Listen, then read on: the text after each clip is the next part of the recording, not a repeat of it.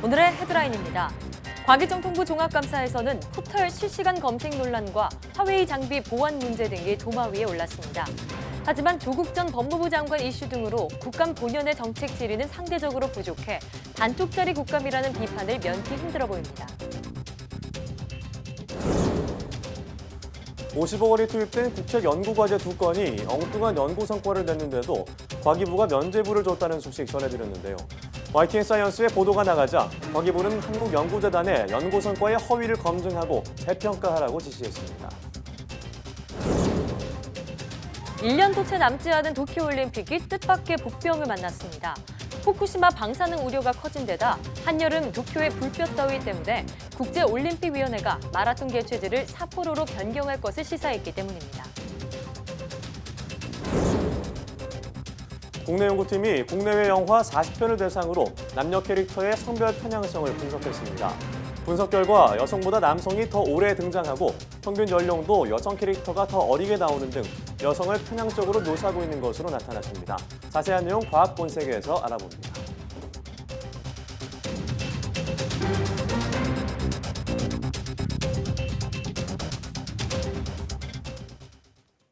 여러분 안녕하십니까? 사이언스 투데이입니다.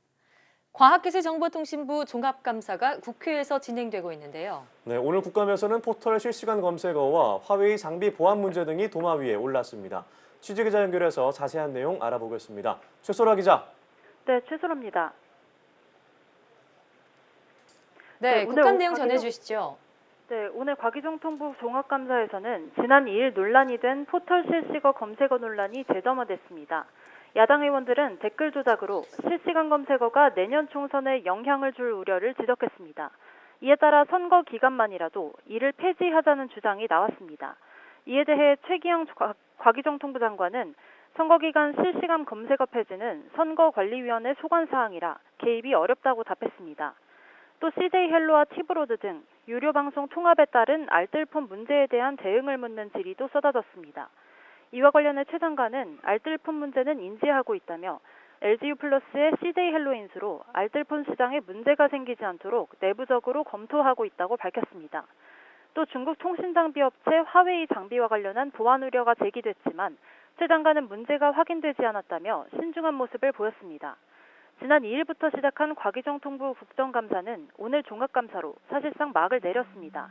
하지만 전반부 조국 전 법무부 장관 이슈 속에 국감 본연의 정책 질의는 상대적으로 미비해 반쪽짜리 국감이라는 비판을 면하기 힘들어 보입니다. YTN 사이언스 최소라입니다. 50억 원이 투입된 국책연구과제에 연구와 상관이 없는 내용으로 성과를 인정받은 사례가 과기부 감사에서 적발됐습니다. 그런데 이의 신청을 거치면서 관련 내용이 최종 보고서에서는 빠졌습니다. 어찌된 영문인지 이성규 기자가 보도합니다. 정부가 유전체 기술 개발을 위해 8년간 5,800억 원을 투자하는 포스트게놈 다부처 유전체 사업. 이 가운데 연구비 50억 원이 투입된 2개 과제가 연구 실적을 허위 제출했다가 지난해 과기부 감사에서 적발됐습니다. A 과제는 논문 7건, 특허 4건, 기술 이전 1건을 성과로 내세웠지만 논문 3건을 뺀 나머지는 다른 국책과제의 성과와 똑같았습니다. 같은 연구 성과를 중복으로 제출해 이중으로 연구비를 받아 챙긴 겁니다. 논문 29건, 특허 4건, 기술 이전 1건을 성과로 제출한 B 과제도 상당수가 연구 주제와 관련이 없는 엉뚱한 것이어서 검증이 필요하다는 지적이 나왔습니다. 하지만 이런 감사 결과는 이의 신청 과정에서 모두 뒤집혔습니다. 관련법은 논문 표절이나 데이터 조작을 연구 부정으로 정의하고 있어 연구 실적 허위 보고는 연구 부정행위에 해당하지 않는다는 게 이유입니다. 과기부는 다만 연구 과제와 관련이 없는 연구 성과를 보고하는 것은 부적절한 연구 행위이지만 제재 규정이 없다고 설명했습니다. 연구와 무관한 주제를 성과 보고로 내고 또 다른 연구에서 이미 성과 보고로 낸 것을 또 내고 이러면 중복 지원하는 게 연구비의 중복 지원이 의미가 있습니까? 앞서 정부는 코오롱 인보사의 경우 연구 결과가 극히 불량하다며 연구비 환수 절차에 착수했습니다.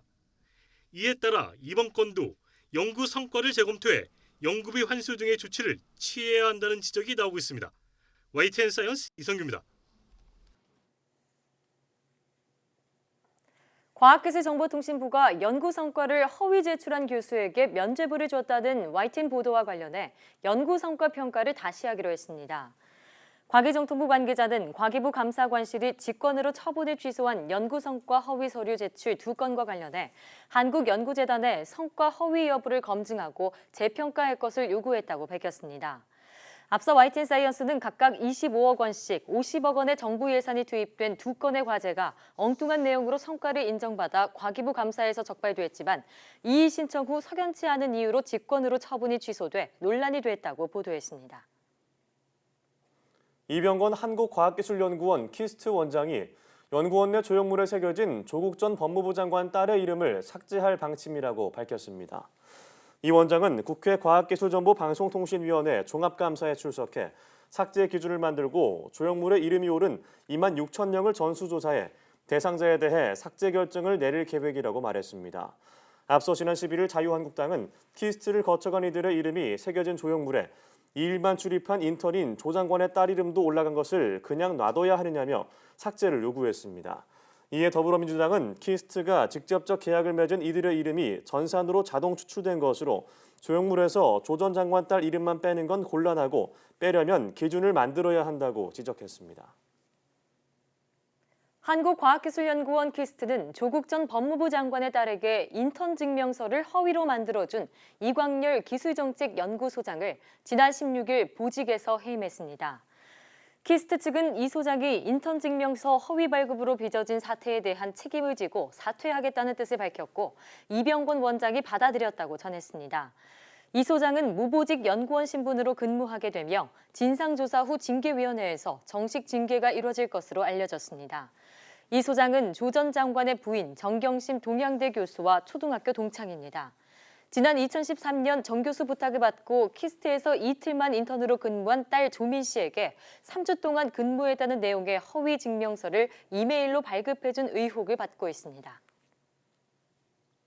일본을 강타한 태풍의 영향으로 방사성 폐기물이 곳곳에서 유출되고 폐기물 보관소 상태를 확인할 수 없는 상황이 되면서 일본 당국의 원전 사고 폐기물 관리 체제의 문제점이 계속 드러나고 있습니다. 일본 환경성은 태풍의 영향으로 후쿠시마현 니온마스시와 가와우치무라 등 기초지방자치단체 2곳에서 방사성 폐기물을 담은 자루가 유실된 것이 확인됐다고 밝혔습니다. 니온마스시에서는 오염 제거 작업으로 수거한 나뭇가지 등 폐기물을 담은 대형 자루 15개가 유실됐고 가와우치무라에서는 유실된 자루 18개가 강 하류에서 발견됐는데 이 가운데 2개는 텅 빈 상태였다고 도쿄신문이 보도했습니다. 앞서 후쿠시마현 다무라시와 이타테무라에서도 방사성 폐기물이 담긴 자루가 유실돼 19개가 회수됐습니다. 방사성 폐기물 보관소의 관리 상태에 관한 우려도 커지고 있습니다. 1년도 채 남지 않은 도쿄올림픽 성공 개최를 위해 일본 정부가 잔뜩 공을 들이고 있는 가운데 뜻밖의 복병을 만났습니다. 태풍의 여파로 후쿠시마 방사능 우려가 높아진 데다 국제올림픽위원회가 갑자기 마라톤 개최지 변경을 고려하고 있습니다. 도쿄에서 황보현 특파원이 보도합니다. 국제올림픽 IOC가 내년 도쿄올림픽 마라톤 경기를 원래 예정됐던 도쿄가 아니라 800km 북쪽 홋카이도 삿포로시로 변경하는 방안을 검토하고 있다고 밝혔습니다. 이유는 한여름 도쿄의 불볕더위 때문. 마라톤은 8월 9일에 열리는데 최근 몇 년간 이 시기 도쿄 최고 기온이 40도를 넘나든 만큼 선수 보호를 위해 평균 기온이 5도 정도 낮은 삿포로로 변경을 추진하고 나선 겁니다. やっぱ熱中症とか見てる人もあまりならないと思うんで、選手もそうだし、갑작스러운 IOC 발표에 일본엔 비상이 걸렸습니다. 도쿄 유명 관광지를 다 집어넣은 마라톤 코스를 진작 확정하고 전 세계에 홍보할 기회만 노리고 있었는데 물거품이 될 위기에 처한 겁니다. IOC와는 협의가 남아있다며 일본 정부는 직접적인 언급은 피했습니다. 開催する地域については IOC と組織委員会で検討されていることだというふうに承知をしています。 후쿠시마 원전 안전 문제도 다시 도마 위에 올랐습니다. Have concerns about Fukushima. Let me assure you The situation is under control. 올림픽 유치 당시 전혀 걱정할 게 없다던 이런 호언장담은 태풍 하기비스의 강타로 점점 믿기 어려운 상황이 돼가고 있습니다. 후쿠시마에 물난리가 나면서 허술한 방사성 폐기물 관리가 만천하에 드러났기 때문입니다. 기록적인 폭우가 예고됐지만 방사성 폐기물 보관소에는 변변한 가림막조차 마련되지 않았고 폐기물 일부는 불어난 물에 떠내려갔습니다. 얼마나 유실됐는지도 모르고 그나마 회수한 폐기물 자루 중 절반 정도는 이미 속이 텅 빈 상태인 것으로 전해졌습니다. 방사성 폐기물 유실로 불안감이 높아진 가운데에도 일본 원자력규제위원회는 후쿠시마 원전 오염수가 환경에 미치는 영향이 없다며 해양 방출 지지 입장을 분명히 했습니다. 도쿄에서 YTN 황보현입니다. 접경 지역 야생 멧돼지에서 아프리카 돼지열병 ASF 바이러스가 잇따라 발견되는 가운데 정경두 국방부 장관은 멧돼지가 북한에서 넘어올 수는 없다고 거듭 강조했습니다. 정 장관은 국회 법사위원회 군사법원 국감에서 야생 멧돼지가 비무장지대에 철책을 뚫은 게 아니냐는 질문에 이같이 답했습니다. 정 장관은 이어 비무장지대 남방 한계선 GOP는 2중, 3중 철책에 과학한 감시 시스템을 갖추고 있어서 멧돼지가 결코 내려올 수 없다고 밝혔습니다.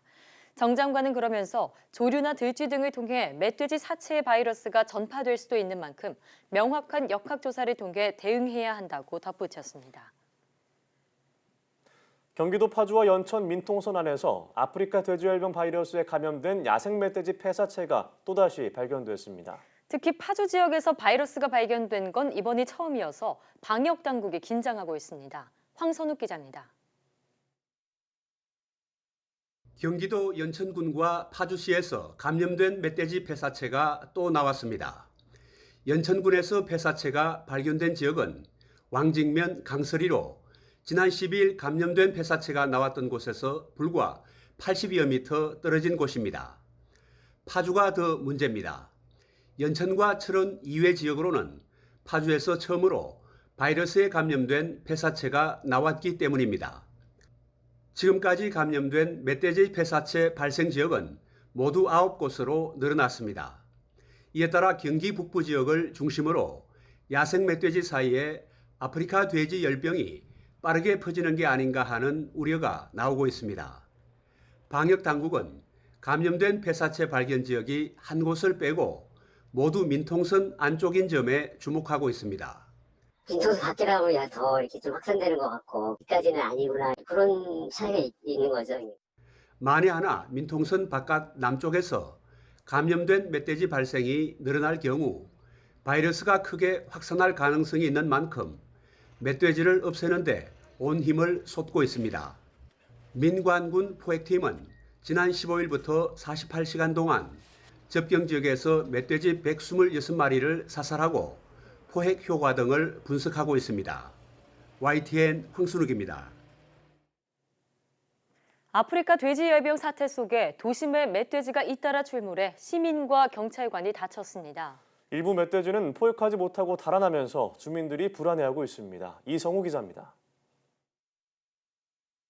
멧돼지 6마리가 아파트 입구로 줄지어 들어옵니다. 아파트 단지 이곳저곳을 헤집고 다니며 주차된 차량을 부수는 등 난동을 부립니다. 다른 곳에서는 멧돼지 한 마리가 쏜살같이 내달리더니 도로를 달리던 화물차와 부딪힙니다. 멧돼지는 이른 아침 충북 청주시 수곡동과 모충동에 출몰했습니다. 도로와 인근 상가를 돌아다니던 멧돼지 가운데 한 마리는 차에 치여 죽었고 다른 한 마리는 신고를 받고 출동한 경찰에 의해 사살됐습니다. 이 과정에서 경찰관 한 명이 멧돼지에 물려 병원에서 치료를 받았습니다. 최근 멧돼지가 도심 속을 활보하는 일이 많아지면서 주민들의 안전도 크게 위협받고 있습니다. 지난 12일에도 청주공예 비엔날레 행사장에 멧돼지 한 마리가 나타나 시민이 다쳤습니다. 특히 멧돼지들이 상가와 도심을 배회하면서 건물 유리창을 깨거나 차량을 부수는 등 주민들에게 위협이 되고 있습니다. 14년 그 정도 살았는데 한 번도 그런 소식 들은 적이 없어요. 그래도 많이 놀라셨겠어요, 사장님. 갑자기 멧돼지. 놀랬죠. 지금까지 가슴이 진정이 안 되는데. 멧돼지가 잇따라 도심에 출몰하는 것은 도심 확장과 개발로 서식지가 갈수록 줄어드는 데다 먹잇감도 부족하기 때문으로 분석됩니다. 작년 이맘때 안 내려왔는데 한 10월 말서부터 11월 초 이렇게 내려왔거든요. 근데 올해는 그러잖아요. 전문가들은 멧돼지를 마주치면 소리를 지르거나 달아나지 말고 조용히 숨은 뒤 경찰이나 소방에 도움을 요청하는 것이 좋다고 조언합니다. YTN 이성호입니다.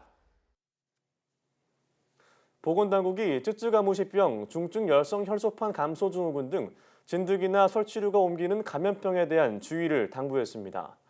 지난달까지 환자는 쯔쯔가무시 902명, 중증 열성 혈소판 감소 증후군 172명, 렙토스피라증 78명, 진증후군 출혈열은 207명이 발생했습니다. 또 렙토스피라증 환자는 전년 대비 27.8%가 증가했고 참진드기에 물려 걸리는 중증 열성 혈소판 감소 증후군 SFT의 수도 최근 들어 증가세입니다. 질병관리본부는 야외 활동이 많은 10월에서 11월 사이 관련 질병이 느는 만큼 예방을 위해서는 긴 소매, 긴 바지를 입고 기피제를 뿌리며 집에 돌아와서는 깨끗이 몸을 씻고 입은 옷을 세탁하라고 권고했습니다.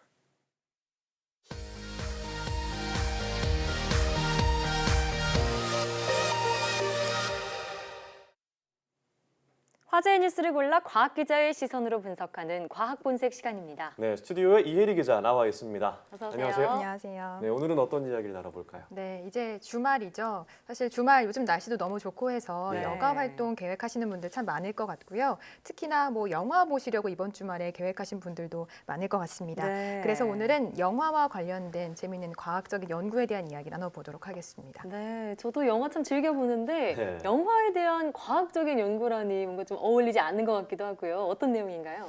네, 바로 영화 속의 남녀 캐릭터가 어떻게 묘사되고 있는지를 분석한 내용입니다. 네. 자세한 내용을 좀 살펴보기 전에 두 앵커가 가장 좋아하는 영화, 인상 깊게 본 영화가 어떤 건지 좀 질문을 드릴게요. 저는 좀 오래된 영화긴 한데 쇼생크 탈출 최근에 보긴 했는데 굉장히 인상 깊게 봤어요.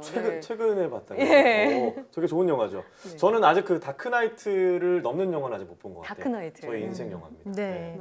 잘 생각을 해보면 그런데 두 앵커가 방금 이야기한 영화 속의 네. 주인공이 모두 남성이라는 것을 쉽게 알아차릴 그럼요. 수가 네, 있죠. 맞아요. 알게 모르게 그동안 수많은 영화에서 이런 편향성이 나타났던 건데요. 이번에 연구팀이 분석한 내용을 봐도 그런 내용을 확인할 수 있었습니다. 연구팀은 우선 2017년과 2018년에 개봉한 할리우드 영화와 우리나라 영화 40편을 대상으로 분석했고요. 자세한 내용을 보면 감정적인 다양성, 그러니까 영화 속 캐릭터가 얼마나 다양한 감정을 느꼈느냐를 분석했을 때 여성 캐릭터가 남성 캐릭터에 비해서 더 획일화된 감정 표현을 보였습니다. 네. 특히 여성 캐릭터는 슬픔이나 공포, 놀람 등의 수동적인 감정을 더 많이 표현한 반면 남성은 분노나 싫음과 같은 능동적인 감정을 더 자주 표현했다는 걸 알 수 있었습니다. 네, 그러고 보니까 정말 여성이 주인공인 영화가 딱히 떠오르지 않는 것 같아요. 예. 네, 한 써니 정도? 네, 최근에 또 마녀도 있긴 했는데 예. 그렇게 좀 많지는 않은 것 같아요. 네, 맞습니다. 네, 더 심각한 건 이 여성 캐릭터가 시간적인 점유도가 굉장히 낮다라는 점이었습니다. 네. 영화 속에서 여성 캐릭터의 시간 점유도는 남성 캐릭터보다 56% 정도 낮게 나타났는데요. 즉 영화 속에서 여성 캐릭터의 비중이 훨씬 적다라는 거죠. 네. 또한 평균 연령에서도 남성에 비해 여성 캐릭터가 79.1% 더 어리게 나왔습니다. 특히 지금 말씀드린 이 두 가지 특징은 할리우드 영화보다는 한국 영화에서 더 두드러지게 관찰됐습니다. 그렇군요. 아무래도 좀 여성들의 높아진 사회적 지위에 비해서는 영화 속 여성들의 모습에는 아직 한계가 있는 것 같다는 생각이 드네요. 네, 그렇습니다. 이 밖에도 여성 캐릭터의 경우 남성에 비해서 안경 착용 횟수가 적었다는 점, 예. 그리고 또 남성 캐릭터에 비해 실내와 가구와 같은 이런 사물과 더 자주 등장함으로써 정적인 장면에서 자주 나타났다는 특징도 확인됐습니다. 여기서 안경 착용 횟수가 적었다라는 특징은 여성이 남성보다 지적인 이미지로 그려지는 빈도가 낮았던 것을 의미한다고 연구팀은 해석했습니다. 네, 그러고 보니까 뭐 영화 속의 여성 캐릭터들이 보통 주연이라고 하면 좀 아름다움을 상징하는 네. 그런 캐릭터들이 많았던 것 같아요. 네. 자, 그런데 연구 결과를 보니까 뭐 감정부터 나이, 나오는 시간, 심지어는 사물, 어떤 사물이랑 같이 나오는지 이걸 영화를 보면서 일일이 찾아볼 수도 없는 거고 그러게요. 어떻게 분석한 걸까요? 네, 연구팀은 좀 시각적으로 드러나는 모습을 분석하기 위해서 이미지 분석 시스템을 도입했습니다. 네. 여기서 사용된 것이 미국 소프트웨어 기업 마이크로소프트의 얼굴 감지 기술인데요. 이 얼굴 감지 기술을 적용하면 캐릭터의 성별 그리고 나이가 어느 정도인지 금세 알 수 있고 있고요. 또 표정 분석을 통해 캐릭터가 느끼고 있는 감정도 파악할 수 있습니다. 그렇군요. 뿐만 아니라 연구팀은 사물 감지 기술을 활용해서 영화 캐릭터와 함께 등장한 사물의 종류와 위치도 확인했습니다. 네, 지금 자료 화면으로 나가고 있는 게 바로 얼굴 인식 기술인 거죠? 네. 네, 요즘 참 화두가 많이 되고 있는데 이런 기술이 문화나 예술 쪽에도 접목한 사례다 이렇게 볼 수 있겠네요. 네, 그렇습니다. 사실 영화 속의 캐릭터와 이 성별 모사 평향성을 평가하는 기존의 방식이 있기는 합니다. 네. 벡델 테스트라고 해서 일반적으로 사용하는 분석 방법인 건데요. 벡델 테스트는 미국의 여성 만화가 앨리슨 벡델이 고안한 개념으로 균형적인 성별 모사를 위한 최소한의 요소가 영화에 반영돼 있는지를 판단하는 지표입니다. 벡델 테스트에 통과하기 위해서는 몇 가지 조건이 있는데요. 영화에 이름을 가진 여성 캐릭터가 2명 이상 등장해야 한다거나 그 여성들이 서로 대화를 나누고 대화 주제가 남성 캐릭터와 관련이 없어야 한다라는 이런 내용들입니다. 그런데 벡델 테스트는 여성 캐릭터의 대사만으로 판별하기 때문에 캐릭터의 시각적인 묘사를 파악하기가 우선 어렵고요. 여성 캐릭터만을 평가하기 때문에 남성 캐릭터와 어느 정도 차이가 있는지를 알 수가 없다는 등의 한계가 있었습니다. 그럼 이번에 개발된 그 분석법이 이런 한계를 좀 극복했다 이렇게 볼 수 있겠군요. 자, 최근에 극장가를 관통하는 주요 코드 가운데 하나가 이제 페미니즘이 아닌가라는 생각이 들어서 이게 변화의 한 모습인가 이런 생각도 들어요. 네, 그렇습니다. 개봉을 앞두고 있는 큰 화제를 모으고 있는 영화죠. 82년생 김지영의 경우 대표적으로 페미니즘의 담론을 확산한 영화로 주목받으면서 어느 정도 영화 속에서 여성 캐릭터의 존재감을 크게 높이고 있고요. 그동안 수동적인 공주의 이야기를 담은 애니메이션을 주로 제작해온 디즈니도 최근 개봉작 알라딘이나 토이스토리 4를 통해 진취적인 여성 캐릭터를 선보이고 있습니다.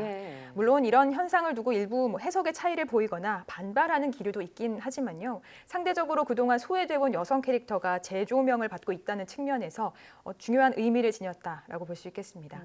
또 한 가지 이런 현상이 성별 갈등으로 좀 번지지 않았으면 합니다.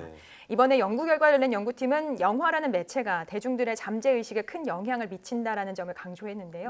연구팀은 우리나라에선 1인당 연간 평균 영화 관람 횟수가 4.25회에 이른다면서 영화 내 묘사가 관객들의 생각에 미치는 영향에 더 관련된 연구가 활발하게 진행돼야 한다. 또 그러면서 영화 제작자들도 이런 점을 염두에 두고 신중하게 제작에 임해야 한다고 강조했습니다. 네, 우리가 앞서 인생 영화 얘기도 했지만 그만큼 영화가 사람들의 생각이나 태도에 영향을 미칠 수 있다는 얘기잖아요. 앞으로 우리나라에서 개봉한 영화에서도 좀 성별에 대한 균형적인 시각이 담겨 있기를 바라겠습니다. 오늘 말씀 잘 들었습니다. 네, 고맙습니다.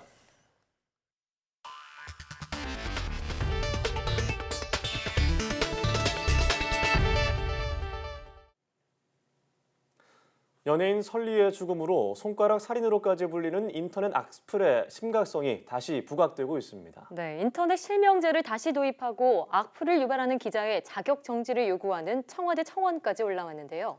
과연 가능한 얘기인지 한동호 기자가 짚어봤습니다. 출연 프로그램 사진엔 설친다. 생일 축하 광고엔 돈이 썩어 난다. 한글날이란 손글씨엔 개념 있는 척.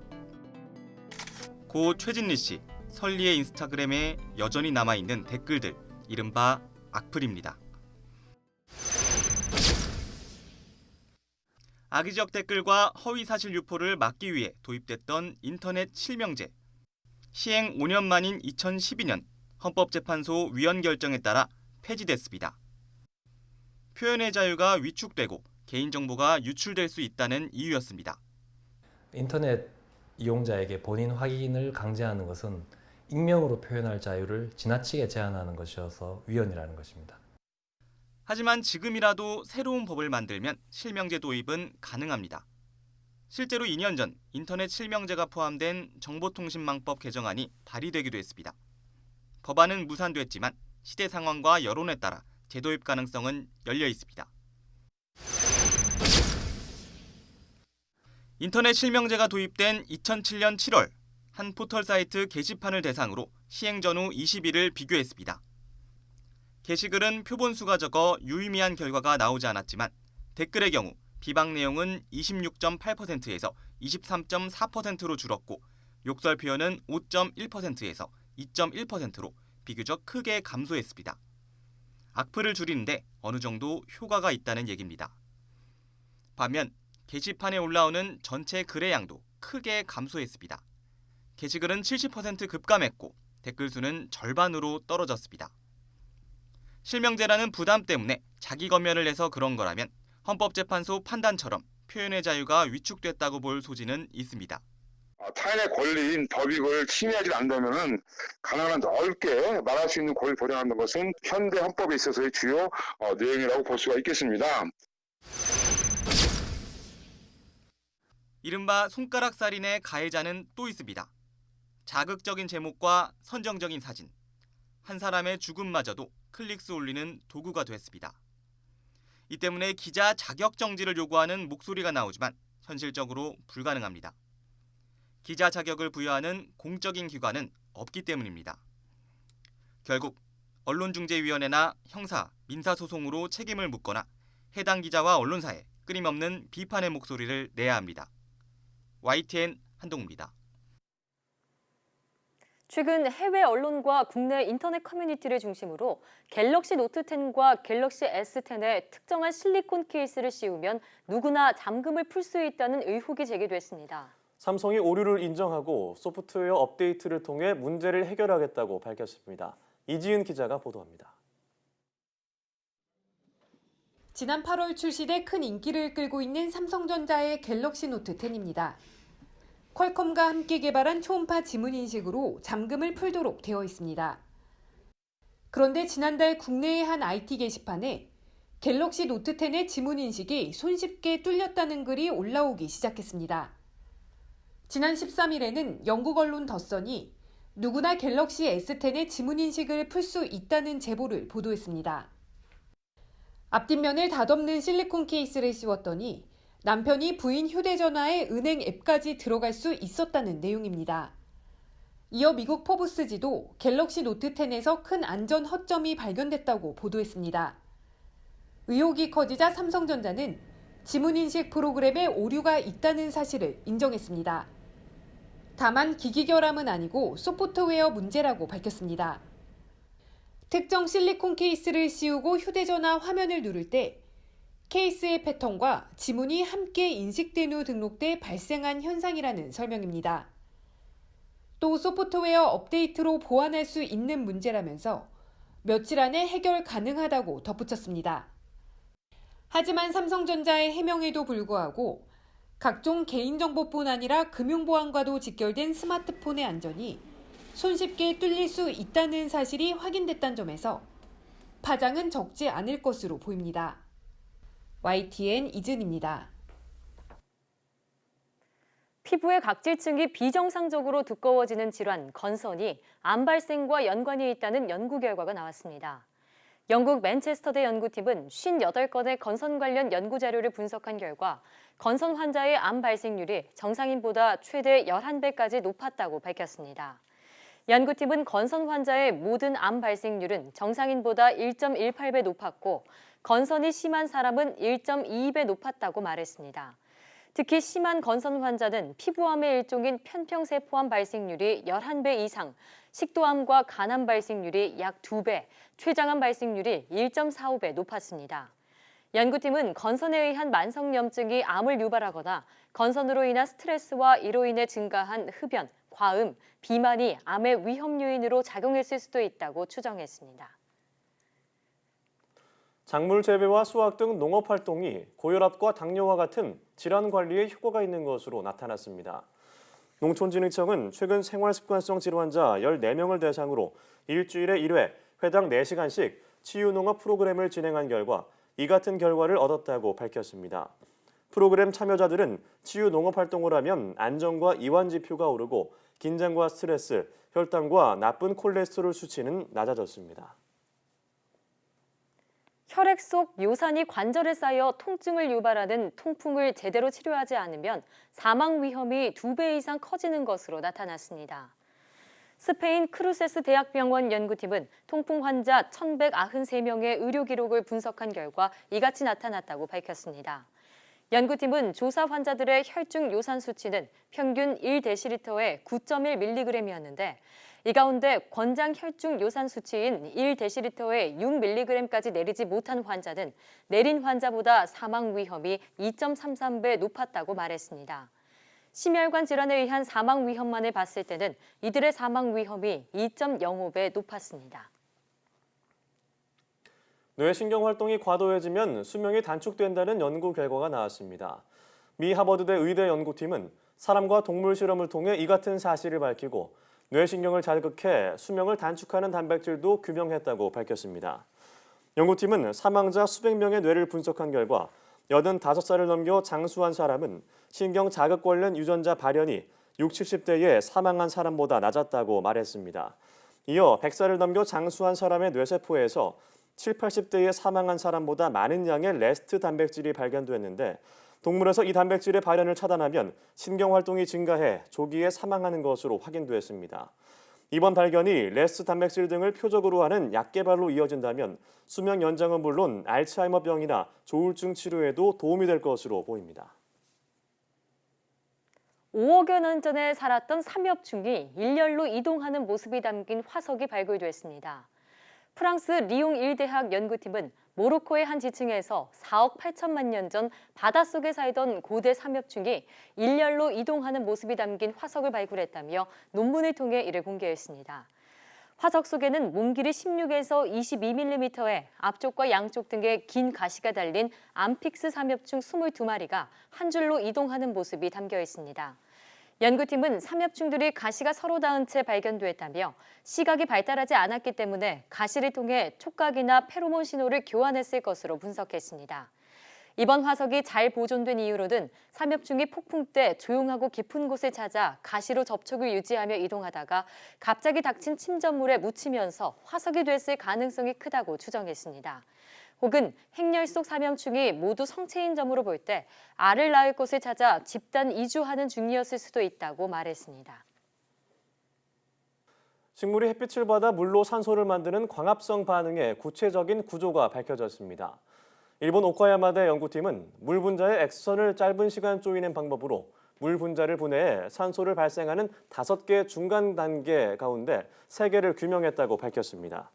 기존에는 물이 분해돼 산소가 만들어질 때 특정 단백질 복합체가 관여한다고 알려졌지만 이들의 구체적인 반응 모습은 밝혀지지 않았습니다.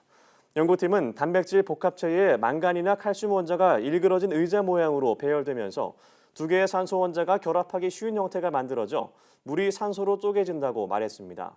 연구팀은 식물 속에서 일어나는 반응을 모방하는 방법을 찾고 싶다며 태양빛을 이용해 유용한 화학물질을 만드는 인공광합성 연구에 대한 계획을 밝혔습니다. 사라진 도시로 알려진 고대 크메르 왕국의 옛 수도를 과학자들이 재구성하는 데 성공했습니다. 국제조사팀은 캄보디아의 9에서 15세기 사이에 존재했던 크메르 왕국의 첫 수도로 추정되는 마헨드라 파르바타의 정밀 지형을 레이저 스캐닝 기술로 구성했다고 밝혔습니다. 마헨드라 파르바타는 나무가 울창한 데다 1979년 캄보디아 베트남 전쟁 때 묻힌 지뢰가 많아서 고고학자들이 연구하기 어려움을 겪었습니다. 연구팀은 공중에서 레이저를 쏘아 지형을 파악하는 라이다 기술을 활용해 도시의 모습을 완벽하게 파악했습니다. 그 결과 마헨드라 파르바타는 고원지대의 40에서 50제곱킬로미터 규모로 조성됐고 격자 구조의 구역 속에 사원과 궁전 등이 있었던 것으로 나타났습니다. 크메르 왕국은 9세기 후반에 이르러 수도를 마헨드라 파르바타에서 남쪽 평야지대인 앙코르로 옮긴 것으로 알려졌습니다. 전 세계의 과학 관련 소식을 전해드리는 시간입니다. 네, 지난주 지구촌에서는 어떤 소식이 있었을까요? 화면으로 만나보시죠. 네, 특이한 모양의 자동차가 도로 위로 미끄러지듯 빠르게 달립니다. 햇빛을 에너지원으로 사용하는 태양광 자동차입니다. 지난 14일 호주에서 열린 월드 솔라 챌린지에서는 세계 40여 개 팀이 참가해 각양각색의 태양광 자동차를 선보였는데요. 자동차들은 일주일 동안 무려 3,000km에 이르는 호주 대륙을 가로질러 경주를 펼칩니다. 현재까지는 시속 90km로 달리고 있는 네덜란드 팀이 선두입니다. 네덜란드 팀은 소형 태양광 패널을 활용해 차를 작게 만들어서 공기의 저항을 줄이는 것이 관건이라고 말했습니다. 대회의 최종 승자는 오는 20일 결정됩니다. 영국 맨체스터에서 열린 마라톤 대회입니다. 많은 사람이 달리기 시작한 가운데 한 여성이 거꾸로 뛰고 있네요. 영국의 샨텔 가스통 허드신데 뒤로 달리던 레트로 러닝 선수입니다. 앞으로 달리는 참가자들의 뒤처지지도 않을 뿐더러 표정에서도 여유가 묻어나옵니다. 20여 킬로미터에 이르는 하프 마라톤을 2시간 16분 8초 만에 완주했는데요. 기존 세계 신기록보다 3분 37초를 단축해 새로운 기록을 세웠습니다. 이 선수는 남들과 다른 행동을 하는 것도 괜찮다는 메시지를 주고 싶어서 거꾸로 달린다고 말했습니다. 미국의 한 박물관에 무시무시한 거미들이 등장했습니다. 골리앗 버드이팅 거미라 불리는 이 독거미는 먹이를 발견하자 재빨리 덮쳐버리는 거미입니다. 자, 거대한 몸통과 다리에 복실복실한 털이 가득한 타란툴라도 있고요. 익살스러운 무늬를 가진 거미들도 전시가 됐습니다. 거미를 보던 한 관람객은 과거 한 독거미에 물렸던 상처를 보여주었는데요. 당시에 팔이 퉁퉁 부어서 일주일 동안 입원했다며 나쁜 기억에도 불구하고 오는 10월 말 헬로윈 데이를 앞두고 전시회를 찾았다고 말했습니다. 박물관 측은 헬로윈 시즌을 맞아 방문객이 많을 것으로 기대한다며 이번 기회에 사람들이 거미의 새로운 아름다움을 발견하기를 바란다고 말했습니다. 프로야구 플레이오프가 끝났습니다. 바로 다음 주면 키움과 두산의 한국 시리즈가 시작되면서 열기가 뜨거운데요. 이렇게 직관 응원을 하면 빼놓을 수 없는 게 바로 막대 풍선입니다. 네, 그런데 이 풍선에서 기준치를 무려 300배나 훌쩍 넘는 환경 호르몬이 검출돼 특히 어린이들에게 각별한 주의가 필요해 보입니다. 김태민 기자입니다. 뜨거운 프로야구 응원 현장에 빠지지 않고 등장하는 도구, 바로 막대 풍선입니다. 다양한 응원에 쓰이는 데다 가볍고 휴대하기 편해 남녀노소 가릴 것 없이 야구 팬들에게 인기입니다. 가끔씩 이제 야구장 같이 가면 응원하고 버릴 수가 잘 안 버리잖아요. 갖고 가서 집에서 애들이 가지고 놀고 그러죠. 집에 그냥 놀이방에 항상 그게 있으니까 하루에 한 번 이상은 이렇게 가지고 있죠, 애들이. 그런데 이 막대 풍선에서 어린이 안전 기준치를 훌쩍 넘는 유해 물질이 나왔습니다. 한국소비자원이 우리나라 10개 구단 쇼핑몰과 야구장 인근에서 파는 제품을 조사한 결과 15개 제품 가운데 12개에서 기준치의 최대 300배가 넘는 환경 호르몬 프탈레이트계 가소제가 11개 제품에선 최대 10배 넘는 1급 발암물질 카드뮴이 검출됐습니다. 특히 이렇게 공기 주입구에서 검출된 환경 호르몬은 체내 노출 가능성이 높아 유해성이 더 큽니다. 각 구단에서 파는 어린이용 글러브에도 해로운 성분이 들어있었습니다. 6개 제품 가운데 2개에서 최대 83배 넘는 환경 호르몬이 나왔고 다른 4개에선 중금속인 납이 검출됐는데 특히 손에 직접 닿는 내피 부분이었습니다. 어린이 같은 경우에는 물건을 빨거나 물건을 만진 손을 입으로 가져가는 습관이 있기 때문에 유해물질 기준이 성인 기준보다 어린이 제품에 엄격하게 적용이 되고 있습니다. 소비자원은 문제가 된 제품의 판매를 중단하고 회수를 권고하는 동시에 국가기술표준원에 관리 감독을 강화할 것을 요청했습니다. YTN 김태민입니다.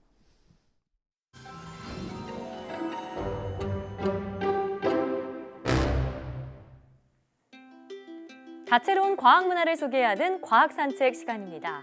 쌀쌀해지는 날씨 속에 마음만은 훈훈하게 달래줄 애니메이션 한 편 소개해드리려고 하는데요. 사랑스러운 힐링 로봇을 그린 영화 빅 히어로입니다.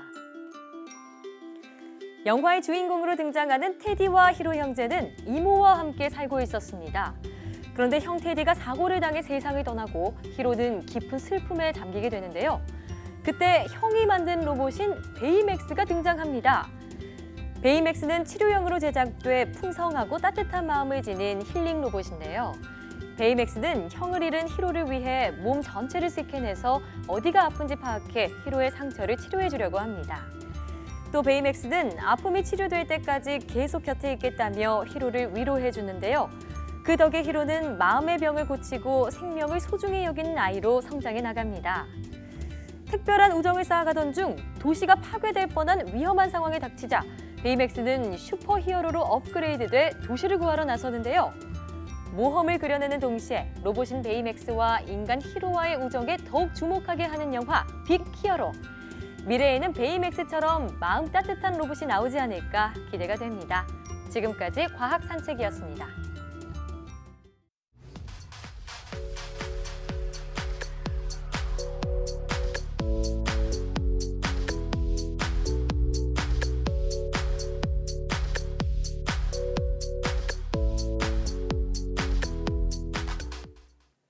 얼굴 인식 기술이 나날이 발전하면서 어린이집의 출석 체크나 금융 거래는 물론 범죄자를 잡는 데에도 이 기술이 접목되고 있습니다. 네, 하지만 최근 중국에서는 인공지능으로 얼굴을 합성하는 딥페이크 기술을 활용한 음란물이 제작되면서 논란이 일기도 했는데요. 지문이나 홍채를 넘어 저마다의 얼굴 생김새가 곧 도장이 된 시대. 인권 문제나 인식 오류의 가능성 등 소비자들의 불안을 해소할 수 있는 방안도 계속 강구해야겠습니다. 사이언스 투데이 오늘 저희가 준비한 소식은 여기까지입니다. 함께해 주신 여러분 고맙습니다.